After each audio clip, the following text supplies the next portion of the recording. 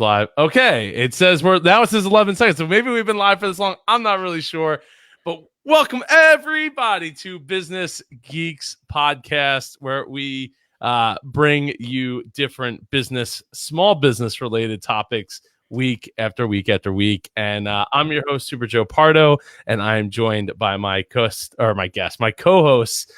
Jennifer Crawford and Samantha Riley.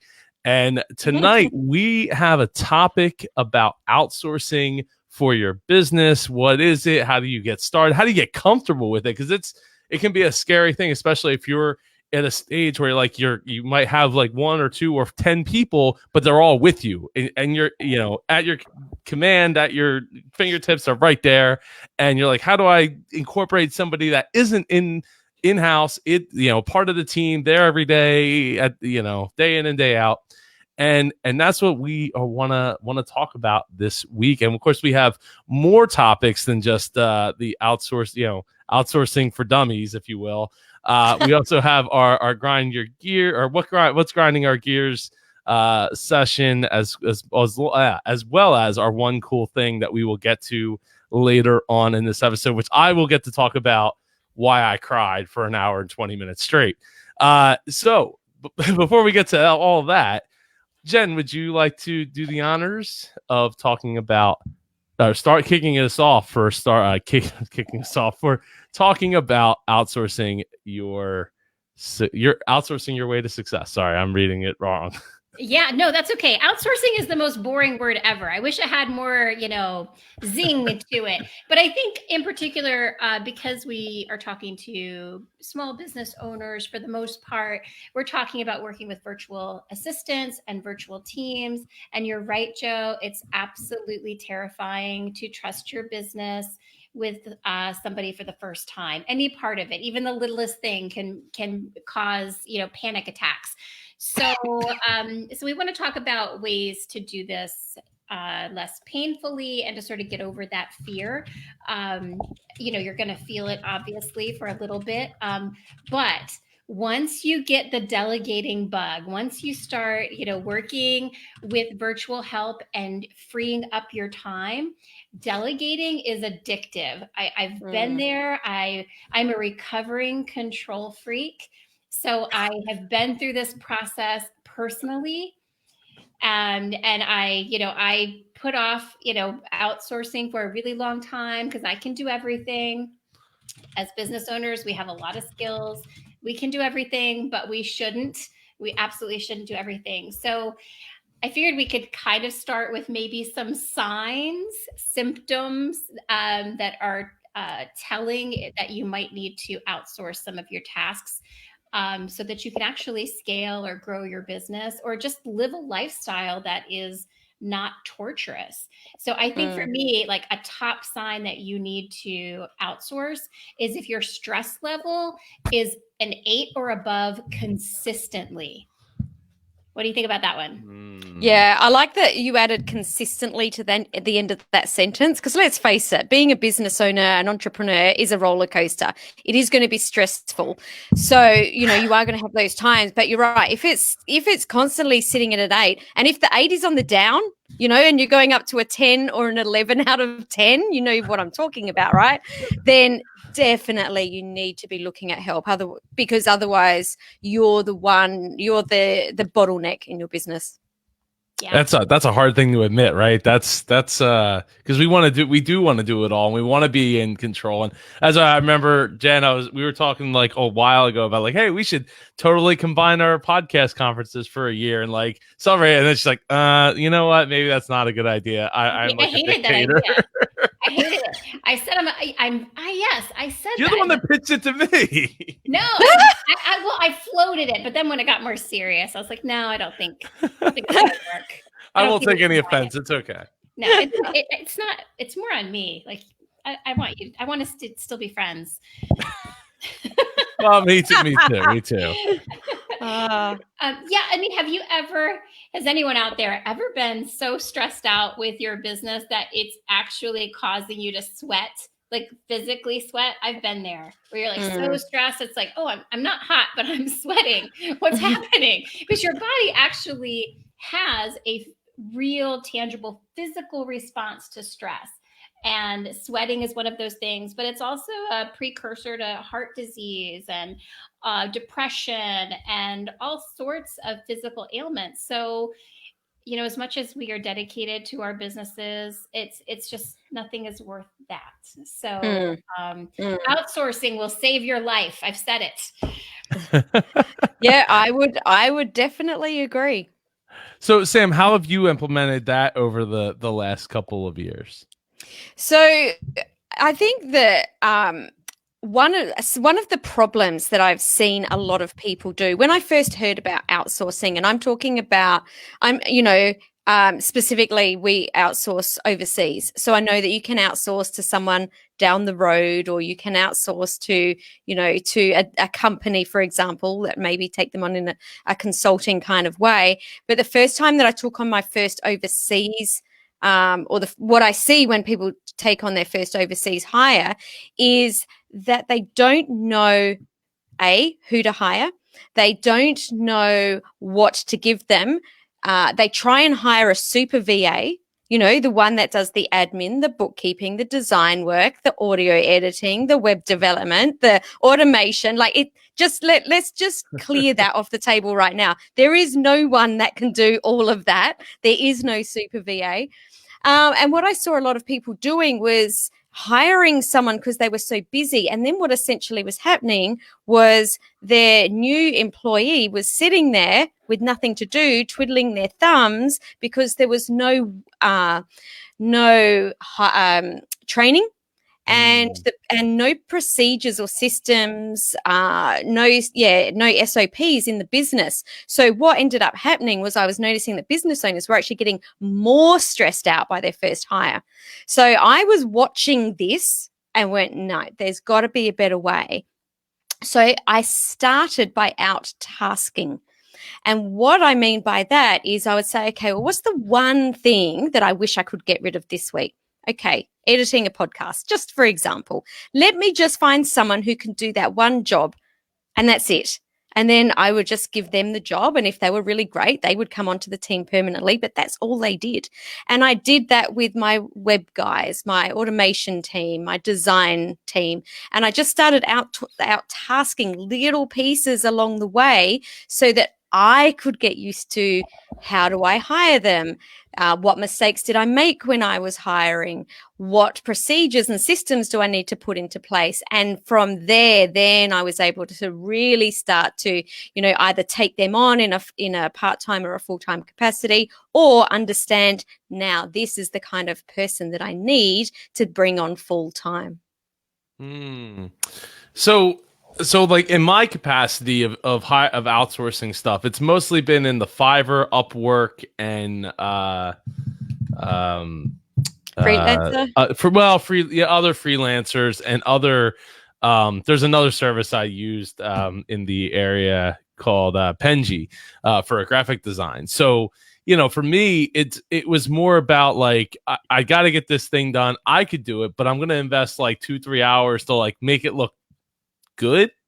Like maybe whatever that is, whether it's a website design layout or graphics or something or logo design. Like I know I could do it, but like I'm gonna spend probably 8, 10, 15 hours in a week to like get there and not invest that time elsewhere doing the other things I'm supposed to be doing, or would probably rather not be doing, doing less of, instead of just like, oh, I'll just get to play with the logo all day. That'd be great. Or play with the website all day and go down that rabbit hole.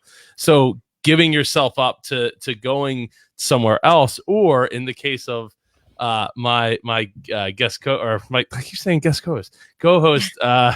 Jennifer's company, like Sparent.co, going and saying, okay, well, this is what I need, and I'm okay that like, yeah, it might take 3 days to get there, but I've only spent like 15 minutes across 3 days to get there. Actually, I've got a question for you, Jen. Because this is your wheelhouse, right? This is your zone of genius. Do you see a lot of business owners not handing tasks off and putting it under the guise of I can do it, I can do that, and procrastinating from doing the things that they should be doing? Oh my gosh, absolutely, absolutely. And the problem a lot of business owners have is that they're so used to doing everything that they can't slow down, because as soon as they slow down, then more balls are going to be dropped, more things are not going to get done on time. And so they know they need help, but they get panicky thinking about what it's going to take to make that happen. So, I mean, it's really true. You have to slow down sometimes to speed up. Mm-hmm. So we learned really early on with Sparent, because our first two clients, they paid, very excited. They heard, they were referred to us by other people who knew myself and my co-founder. They were very excited. They gave us money. That was great. And they never slowed down enough to work with their Sparent. So we learned that we had to have a much longer onboarding process. So we had to be much more involved along the way and really be their guide. So we had to, really force them to slow down and give them very specific things on how to define the tasks that can be handed off, and then prioritize those into the top 3. And then we're going to look at the skill sets needed to fulfill those tasks, and the amount of time estimated to have those tasks done, how frequently those tasks need to be done. And then we match that. We're matchmakers at Sparent. So we match them with a Sparent or Sparents that could fulfill that for them. And then beyond that, we have to really talk to them about how to communicate, because communication is the key.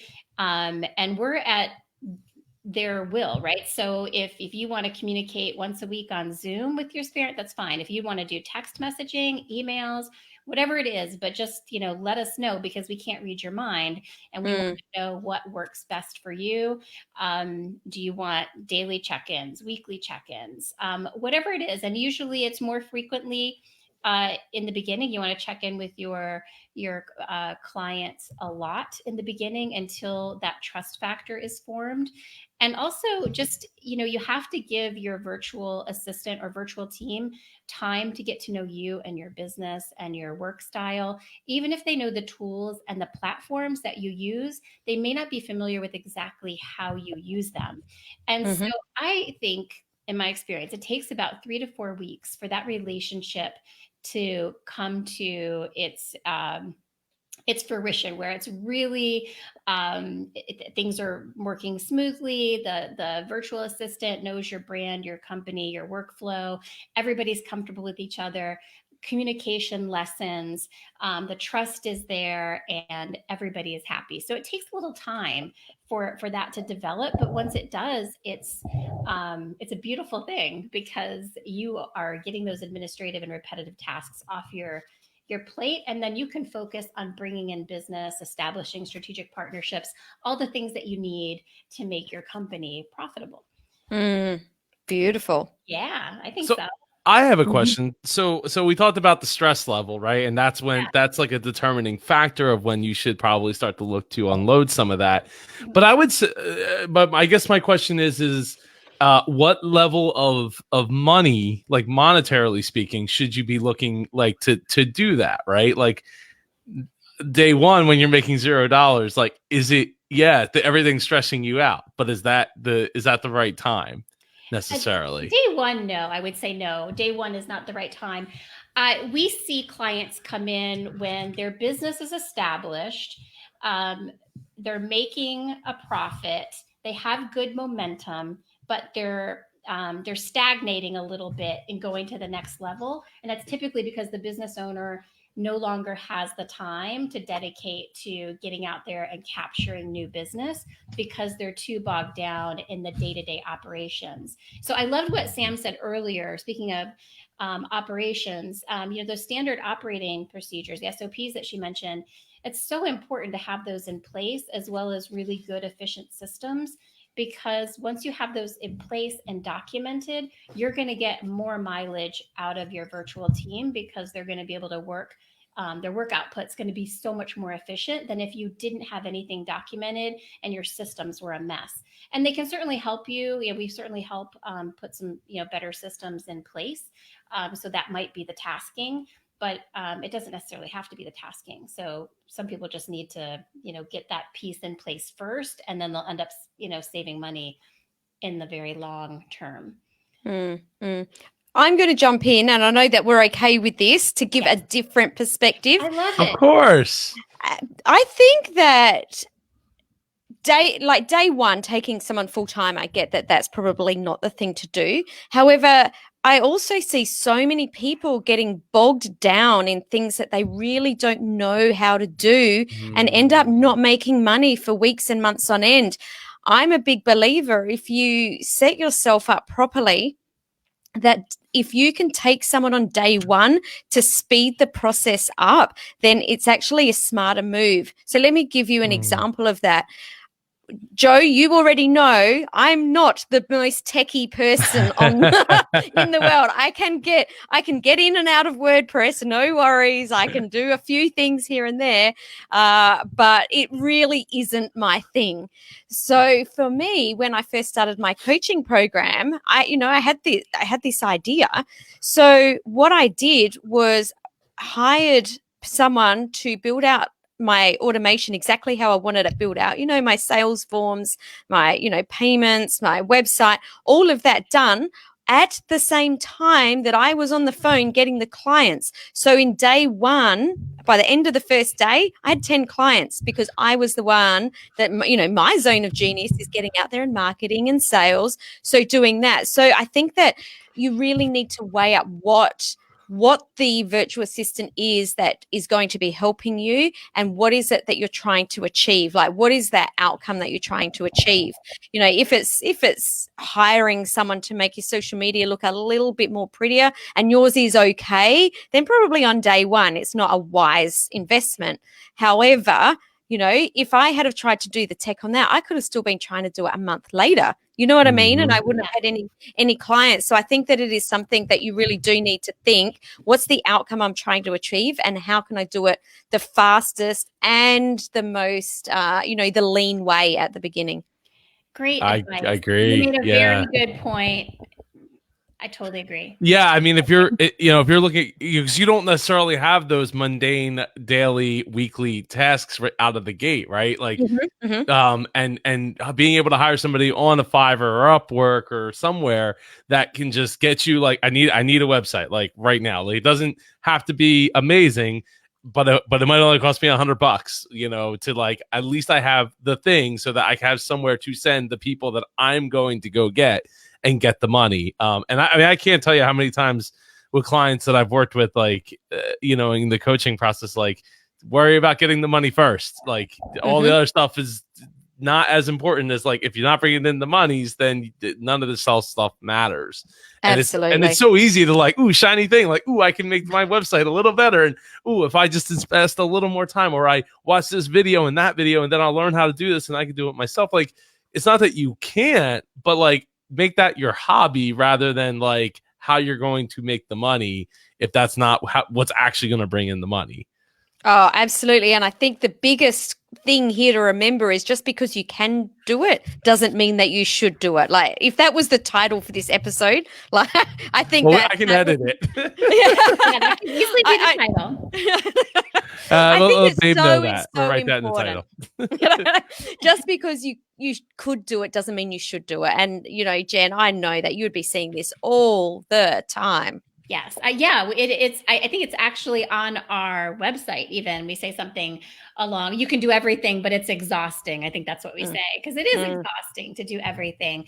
And in terms of more symptoms that you might need to outsource, in fact, we had a client onboarded this week, and one of the things she said to us is that I'm starting to drop balls, and I'm not the kind of person that drops balls, and they're not even necessarily visible, like client facing, but I know that I'm dropping them. Like, I'm not getting back to clients as quickly. I forgot that I needed this proposal signed, the little things that are just starting to slip. And she was smart enough to realize that it was a symptom of what could become a much bigger problem, because her business does have great momentum. It's growing really quickly. she's she's a superwoman, but she was smart enough to be like, you know what, if I don't get help now, then my good reputation is potentially going to be tarnished, because one of these balls that I'm going to drop is going to be client facing, and it is going to be a big deal eventually. So yeah, watch those balls, because as business owners, we've got a lot in the air. Yeah, and Absolutely. that's so important to realize that, if you're dropping the balls behind the scenes, do something about it at that time, because otherwise then, you can hurt your business more. So think about outsourcing and bringing those team members on as an investment to growing your business, because, if you can climb a mountain on your own, it's not a very big mountain, right? Yeah. Oh God, I've got all the quotes happening today. I mean, yeah, you are the quotable host today. Well, so here's we're gonna spin it. So what's some of the cons to having a VA? And I'd like to start, because while I have a couple of VAs that I use for like graphic design stuff like that, I like them. I like the people. I love their story and everything. But they don't speak English very well. So there's a lot of miscommunication that happens. But they don't end up charging me for that miscommunication. They just carry on and get it right and keep tweaking and keep working at it. I'd also say that a con is like, the less you want to spend on a VA, the more time you're going to have to invest in making that VA be able to work. Because you're like, hey, like I got to come up with the whole idea and everything. Like, okay, so it's only going to cost me $10 to get this image done, but like I got to like literally like sketch it out like on a piece of paper, take a picture of it, and be like, that's what I want, or sending a bunch of examples of like exactly what you're looking for, versus like, hey, I got this idea, like I need this thing, and here's like a one short like sentence or paragraph on it, and then they just go and come up with an idea, versus where it costs me hundreds of dollars versus like 10. Yeah, I think communication can be an issue.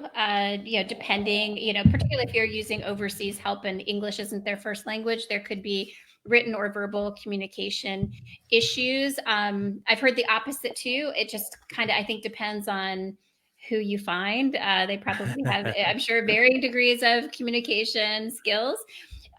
With Sparent, we use all US-based Sparents, so it's not an issue with us, but we don't charge $6 an hour either. So, it is kind of there are a lot of levels and different VA services out there, and they range from single dollar amounts an hour all the way up to I've seen as high as 75, 85 an hour for specialty skilled VAs.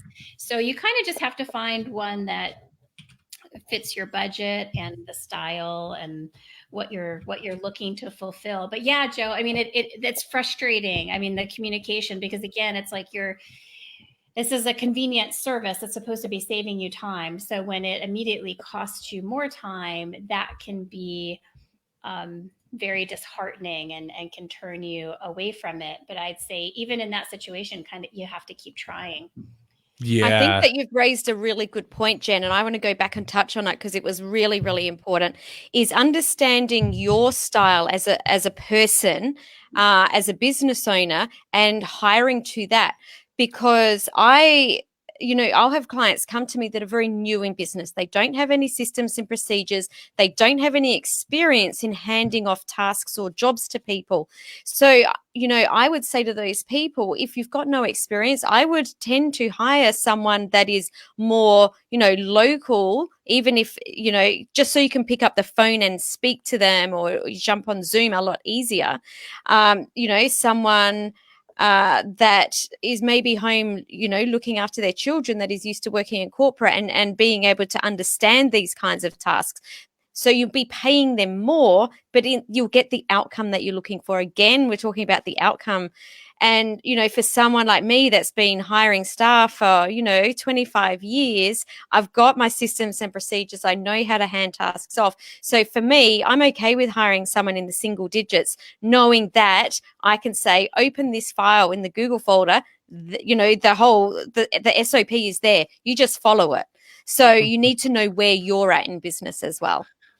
One of my favorite VAs that I also worked with was out of Colorado, and she was a what's the paralegal, and but she had stepped away from that a few years, so she was very capable, but she was also a lot more money to like get certain things done, and it was like, okay, well, I'm okay with that because I know I'm gonna get like quality work. And you also have to be cognizant of the fact that like you're going to end up spending money just like going through the process, going through the SOP to get them where you want them to be. So like I remember being like really nervous and like I don't have like a ton of money, and she's like $15 an hour, totally worth it, but like I can't spend 2 hours like talking on the phone and like working through things, you know what I mean? Like just trying to work through ideas and stuff, because it's like it adds up very, very quickly.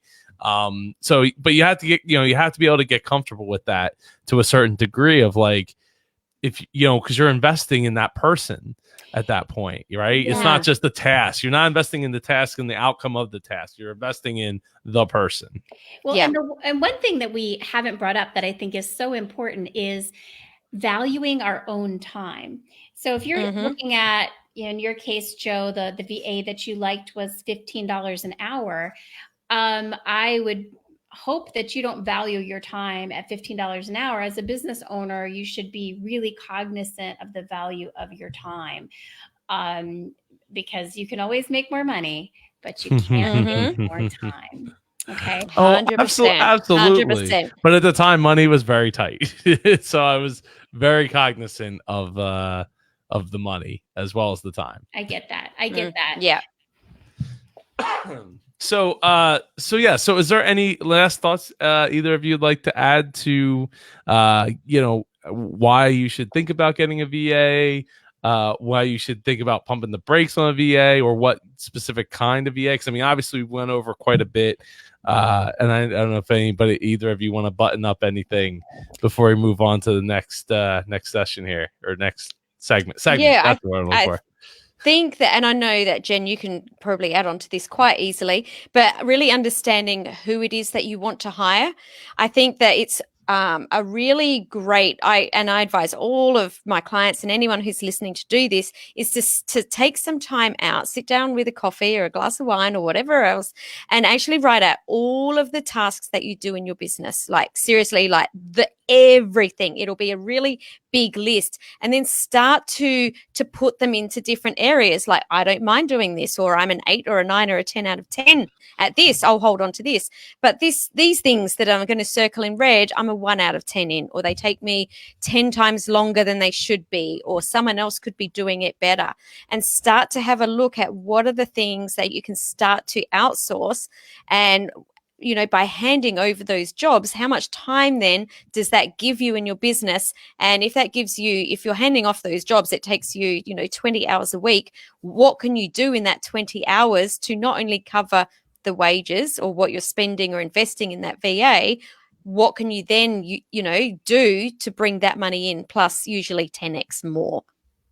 Yeah, I think those are excellent points. And the only thing I would add is, respecting that you're probably afraid to make that leap into working with the VA, to take a little bit of that fear away.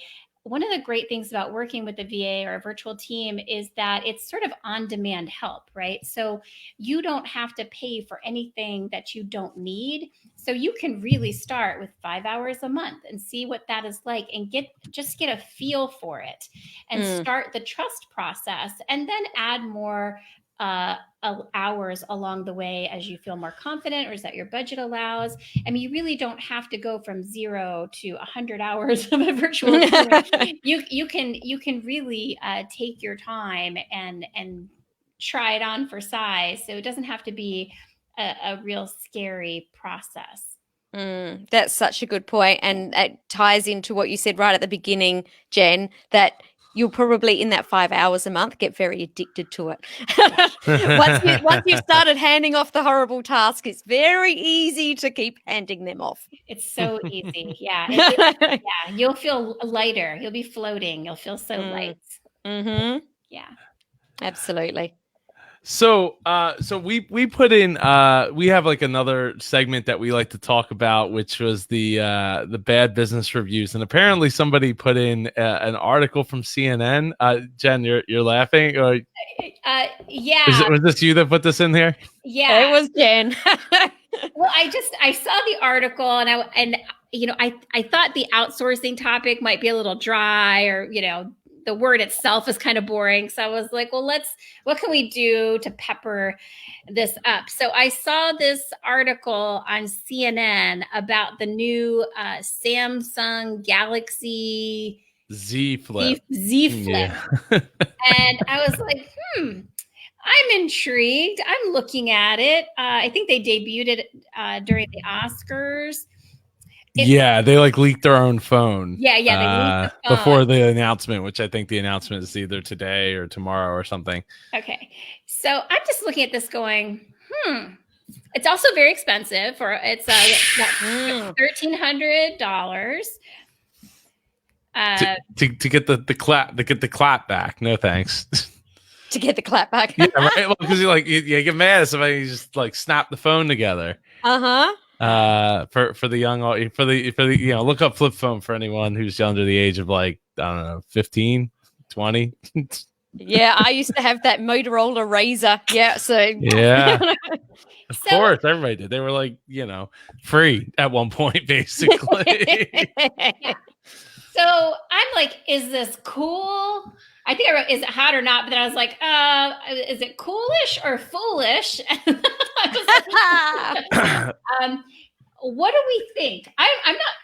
I'm not sure what I think, but I'm very afraid to go out and purchase something like this because I feel like it has the potential of being a joke in like 3 or 4 weeks. Like you could be laughing at it, she got that phone.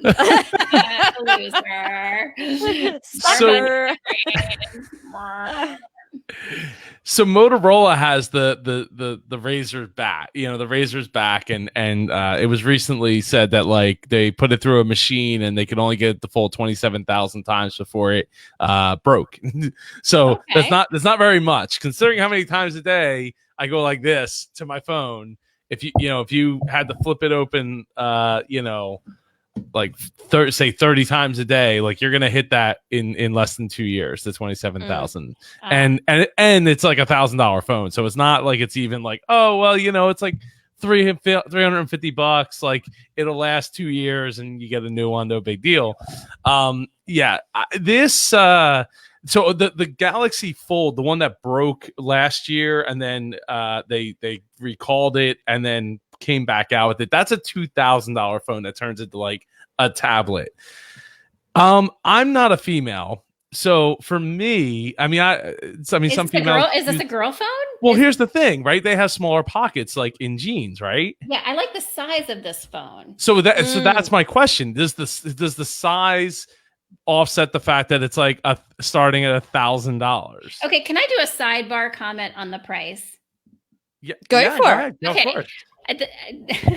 I am so sick of people complaining that we spend $1,000 or more dollars on a phone because it's not a phone. I mean, it has phone capabilities, but it is a powerful computer camera, video camera. I mean, it is like, I have no problem because I'm so wealthy. I have no problem dropping $1,000 plus on a phone because it's not a phone, it's a computer. I mean, I run my business off of it. We all do. Yeah. Stop thinking you're buying a phone for $1,000. You're buying a computer that fits in your pocket for $1,000 that you cannot live without for 2 seconds. It's a bargain at $1,000. I could not agree more.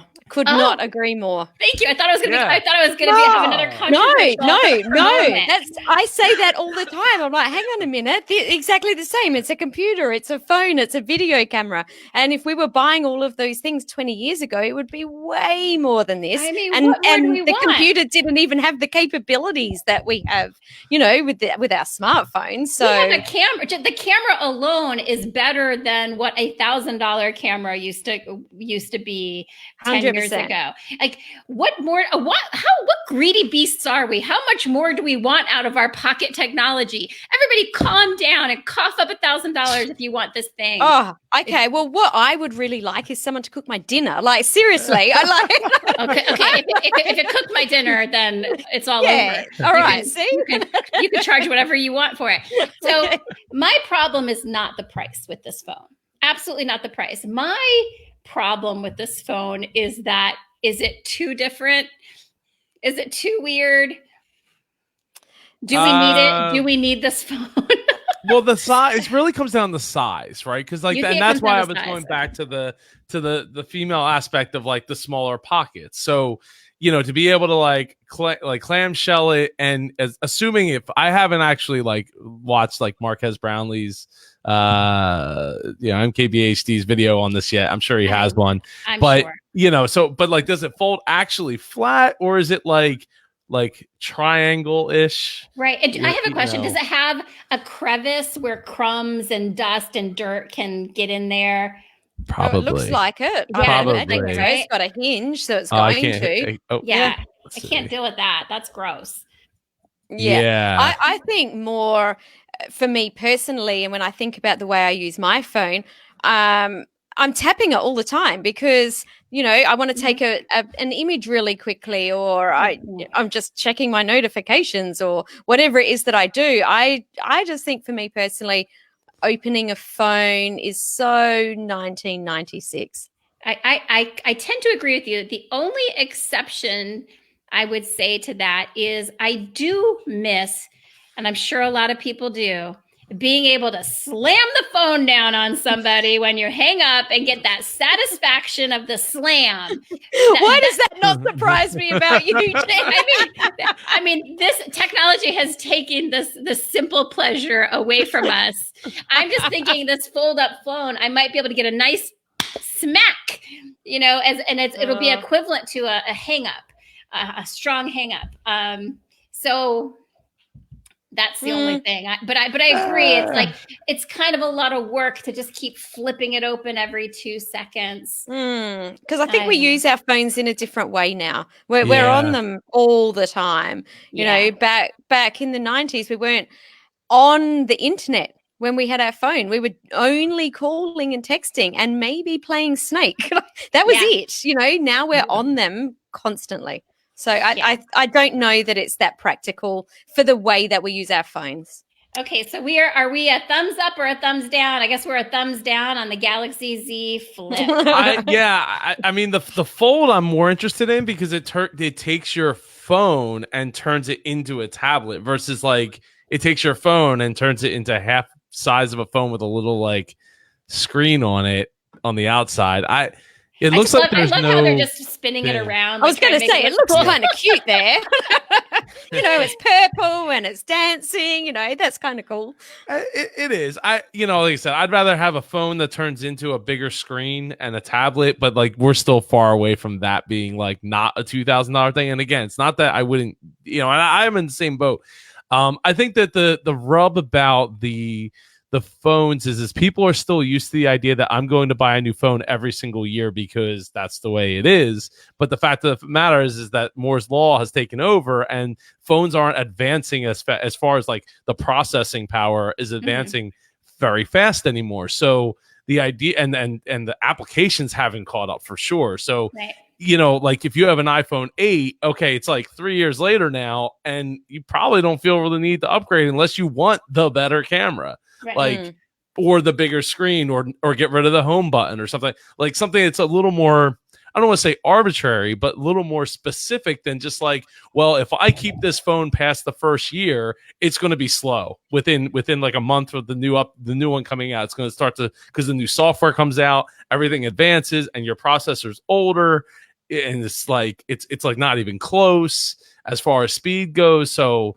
you know, to look at like $1,000 phone, it's like, well, it's not. I mean, I spent $1,000 on the iPhone 10, and I would have honestly kept it longer if I didn't want the better camera, the wide angle camera, which, you know, with having two kids like literally sitting right in front of you, having a wider angle, I can be right there and not be like zoomed in on their face. So it's just, no, the folding thing, like I said, phone to a tablet, yes. I'd love to know if the audience is fascinated by this phone at all, if they're pro this phone or not. And also, I'd like to know how much people conduct their business on their own personal phones. My guess is it's quite a bit, but I would love to know. I know I talked to a woman the other day at a networking event, and she has a travel product, like a travel backpack thing for women, and she runs her whole business on her phone, like no computer. It's all the shop and everything. It's all through her phone. Wow. And I was that's the dream. Wow. Yeah. And I was like, yeah, she's definitely like a digital nomad. That's awesome. But I was like, yeah, I bet a lot of us run quite a bit of our business on our phone without even thinking about it. Maybe it seems like second nature. So I'd love to know that. I'd also love to know, as a business owner, what your stress level is on a scale of 1 to 10. Are you above an 8 or are you below an 8? I'm so curious. I have so many questions. I need to know. We will get them answered for you, Jen, at some point. I promise. I hope so. It's the endless quest to answer Jen's question. What happened to John Benet Ramsey? Please tell me I'm going to find out before I die. Well, if you keep doing this show, maybe we'll find out. Many questions. So many questions. It's funny, it's funny you mentioned that though, about running your business from like a phone or a tablet. Like when we were looking at the shop, when I was looking at like new computer systems, that was the number one thing. Like it has to be able to run on a mobile browser or any browser for that matter. And so I should be able to pull it up on my phone and it work perfectly. I should be able to pull it up on a tablet perfectly. Absolutely. Mac, Windows, doesn't matter. It doesn't need special software. Doesn't need like it can run Chrome browser. It doesn't matter what it is. I should be able to get access to that information.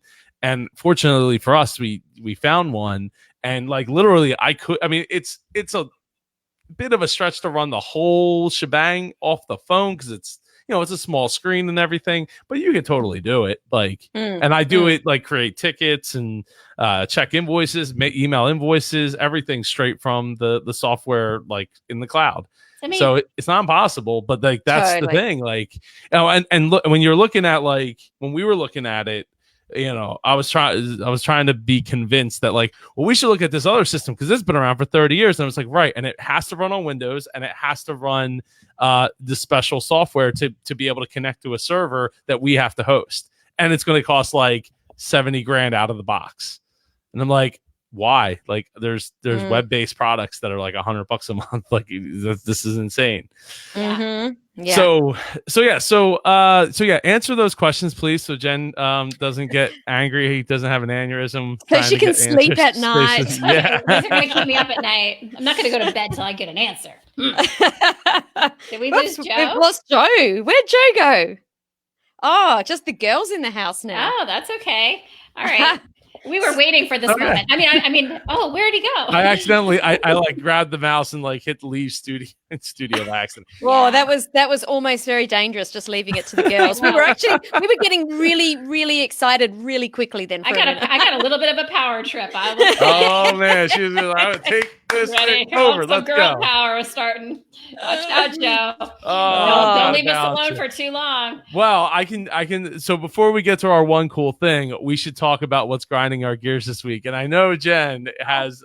Jen always laughing again. This box out on the spreadsheet very first time in advance. Jen, you got the floor, girl. I'm starting. Is this okay? Well, yeah, absolutely. you're the one that wrote something this week. I have something to go, but you can go first. Okay. I have a problem with people that do Facebook Lives or any kind of live video okay, I'm going to be very specific, particularly when they're giving me life advice. And their bed is not made. They got dirty clothes on the floor. Like there's cups sitting out, stale food. Clearly they haven't vacuumed in a really long time. I'm not really trying to pass a lot of judgment here, but if you're going to be inspiring or giving me advice on life, get your life together. Get your one room together. I mean, you can't not see. You see your own background in the camera. If you're not embarrassed, if you have no pride, then how can you possibly dole out life advice? Can we just get real? Can you just maybe your move is to just tell people you don't have your crap together, okay? Like, just be honest. I mean, we can see you haven't changed your sheets in a long time. I mean, wow. I just don't want to look at your disaster of a life. I mean, just clean it up a little bit.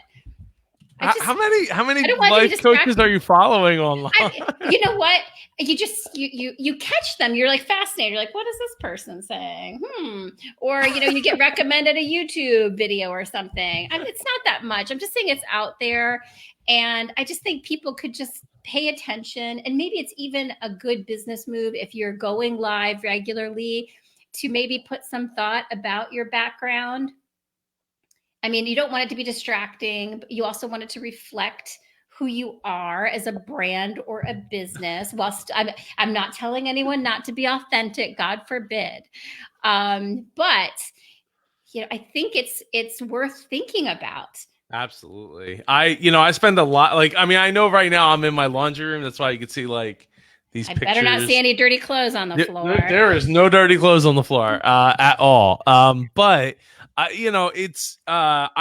if I could be in my office right now, it's one of those things where it's even if you watch my older videos from 4 or 5 years ago, I intentionally set my room up so that my camera was facing deep into the room, had certain pictures, had certain accolades and things that were everything's intentional. I mean, even in my office, I would like to turn my desk so that my turntables are behind me and all my record albums and the books and everything were behind me.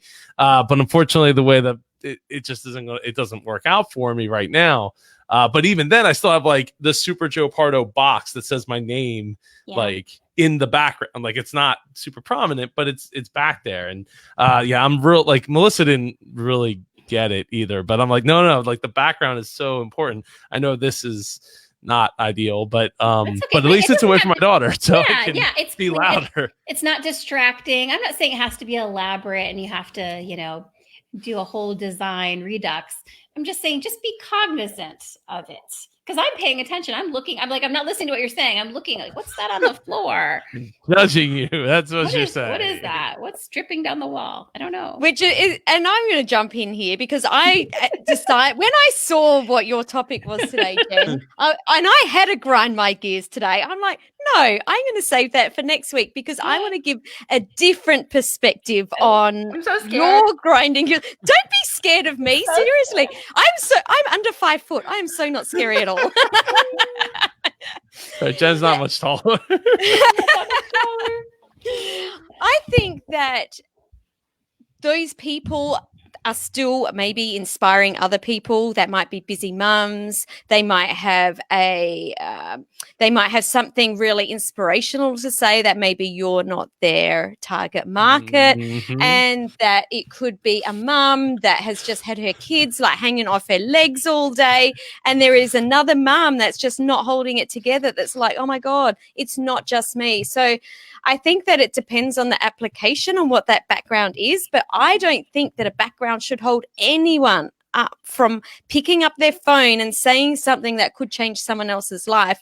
And I'm just saying this as well because I've got the most boring background behind me today because I do my business a lot on the road. So this year already, I've been since the 1st of January, we've been out of home for 3 weeks. We're not going to be home for another 3 or 4 weeks. I never know where I'm going to be. So I'm not going to bring some special background with me, to put up to make sure it's all pretty. Background. But I also, I don't see your underwear. I don't see your underwear on the floor. There is no underwear on the floor. There's not. But I would just hate for someone to, and in saying this, I'll be honest. I don't like people doing Facebook Lives in bed. Again, I'm not their ideal client, because anyone that does a Facebook Live in bed is not my ideal client. But they probably have some sort of, audience that thinks that's really inspiring because they're authentic and they're doing something in bed. So I don't know. You're much nicer than I am. Some of these people just need to get off the air. Just get off. Just go away. Geez. Go away. Oh wow! Go away. Take a class. I don't know. Just go volunteer somewhere. Go volunteer. Holding class. Yeah. I don't know. I mean, just because you can go live doesn't mean you should. I realize I'm opening us up right now for a lot of comments.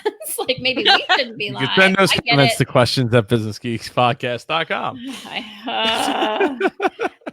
Am I the only one grinding my gears? I cannot be the only one. No. I decided not to today because I really wanted to add my perspective on that. And I think that's what I love about this show, that all of us can give our perspective, and it just proves that we're all so different. We're all so different. And I just want to say that the grinding the gears segment was not my idea. It was it wasn't. It was Joe's. Joe's idea. You're welcome. I just came to it like a fish to water, but if I had to have something well, I'm not going to say what I said before the show, but what I will say is you know what? I'm gonna punt on this one. You're the only one, Jen. That's all right. I've queued mine up for next week already. I'm going to come out of the gate blazing next week. All right. Maybe I will be calm next week. Maybe I will come to this with my rose-colored glasses on. Oh. I will give it some more thought for next week to have something to grind on. But before we get out of here, we have something cool to talk about. The one cool thing. So we now end on a negative note. What's everybody's one cool thing this week? Sam, you got something? Yeah, I do. In actual fact, I wanted to share this because I know that we've got a lot of US listeners, and I can't use this to its full capacity, and you guys are. So I want to live through you. So I travel a lot. I don't know if you guys go to a lot of conferences or travel a lot, but there's a website called First Class Flyer. It only costs I think $197 to join, but they give you a whole heap of, every day you get an email with all of the really cheap business class flights. You guys can get business class flights for to Europe for under $2,000. Is this the site? Did I get it right? Firstclassflyer.com? Of Hope's ambitious travelers first class cost. Yeah. Huh. So they don't put up flights from Australia, so I can't use it so much. So I want to live through you guys. So get on First Class Flyer and have some nice business class trips at the price of coach for me. Just take some photo with your champagne and send it to me. That definitely sounds. Yeah, it does sound great. I will. We'll definitely have that in the show notes for anybody who wants to get some cheaper flights for business class. Yeah, I like it. Jen, did you have a one cool thing? Yes, it's an app. It's called Camcard, Camcard. Do you guys? I've not heard of it. Okay. It was recommended to me actually by Mary Sue, who recommended Rocketbook to me. I am just riding her coattails. Thank you, Mary Sue. Yes, thank you, Mary Sue. It is a business card scanner that will take your business card scanners and then upload them to the cloud and add them to your contact list. It's really, really cool, easy to use interface. There is a free option and then a paid option that has, some more bells and whistles, but it's not super expensive. I think it's about, I don't know. I think it's like $50, $60 a year. But I was having this problem of I was going to all these, I still have this problem. I go to a lot of networking events. I get a lot of business cards, and I was just getting piles and piles of business cards. And I was like, so this is great. It scans it, and I don't have to do any of the data entry myself. So it's just a nice automating tool. And you can get really slick with it if you use Zaps, like Zapier, to automate. I think you can upload these to the cloud and then have Zapier create a Zap to put them into your like Evernote email or something. or your email, whatever email platform you're using, whether it's Oh. I use Very ActiveCampaign. So Does it link with LinkedIn? I don't know. No, I don't know. I don't think so. I'm kind of new to it, but I really like it. And I think if you network like I do and you're collecting business cards, this is a great solution. That's cool. Love that. I've been meaning to do that too, because my stacks of cards have just like it gets out of control over the years. Yeah. And then I remember like trying to find somebody. I'm like, I know I met that person. And I'm like pulling out the stack and I'm like going through card by card by card by card. Yeah. But if you can automate it, have them dump into your email campaign program so that your contacts get a nice little email from you afterwards. Like those nice little automations are cool. It'll help you do that. Nice. That's awesome. Yeah. So mine is why I cried for an hour and 20 minutes this last week. An hour and 20 minutes nonstop?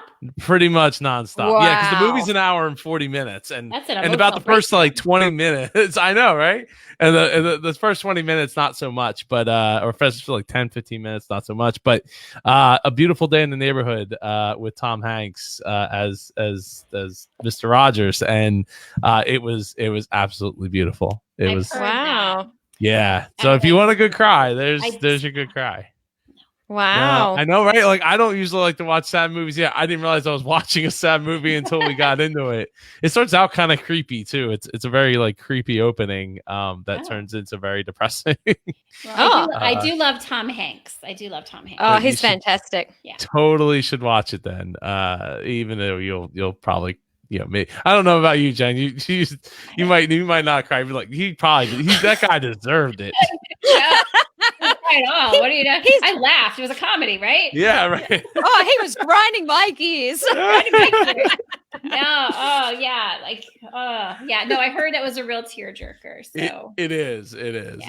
But yeah, so that's our show this week. Talking about outsourcing and as well as smartphones, which I didn't think we would ever actually talk about on this show, but totally worth it. Thank you so much, Jen. Thank you so much, Sam, for taking the time. Thanks, Joe. And thank you all for listening and watching us on Facebook Live. If you haven't liked us on Facebook, go to facebook.com/Business Geeks Podcast. We're actually up to like 288 likes. So hopefully we'll hit like 300 in just like another day or two. It's been growing very rapidly, and I've been super proud of the amount of views and all of that. Shout out to Leon, Sam's. I almost said Sam's wife. Sam's husband. No, not my wife. for wanting to do our editing and all of that. Posting of the podcast version of this show. You can catch us 8 o'clock every Tuesday or 8 p.m. Eastern every Tuesday. What's that in Australian time? That's 12 p.m. every Wednesday, Australian Eastern Daylight Time. So, you're in daylight time now. Or you said that last week too. Yeah. Because you're going to switch back and we're going to go. It's going to get confusing. It a little gets bit. confusing when it swaps over. Yes. So you can catch us that time as well. And if you have any business questions, we would love to take them. You can mail us at questions@businessgeekspodcast.com. Andre, what up, Drabo? He says, great show. Thank you so much. Thanks, Andre. That's right. Very much nice. appreciated. Hey, Andre, we need a topic. I would also like to have people submit topics because as smart as we all are, we can't think of everything. And plus we want to put out the subject matter that people are most interested in. Yeah. So if you have any questions or topics, send them to questions@ businessgeekspodcast.com. businessgeekspodcast.com. It's short. Yes. Well, yeah, but I keep thinking of thebusinesspodcast.com. That was the name of it. Yeah. Anyway, moving on. Everybody, I hope you all have a great week ahead, and I look forward to next week. Thanks, guys. Bye, everybody.